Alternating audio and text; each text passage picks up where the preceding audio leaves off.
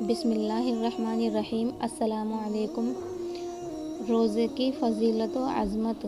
سیدنا ابو ہریرہ رضی اللہ تعالیٰ عنہ سے روایت ہے کہ رسول اللہ صلی اللہ علیہ وسلم نے فرمایا، روزہ عذاب الہی کے لیے ڈھال ہے، پس روزے دار کو چاہیے کہ فحش بات نہ کہے اور جہالت کی باتیں مثلاً مذاق، جھوٹ، چیخنا، چلانا اور شورغل مچانا وغیرہ بھی نہ کرے، اور اگر کوئی شخص اس سے لڑے یا اسے گالی دے تو اسے چاہیے کہ 2 مرتبہ کہہ دے کہ میں روزے دار ہوں، قسم اس ذات کی جس کے ہاتھ میں میری جان ہے، کہ روزہ دار کے منہ کی خوشبو اللہ کے نزدیک مشک کی خوشبو سے بھی زیادہ عمدہ ہے۔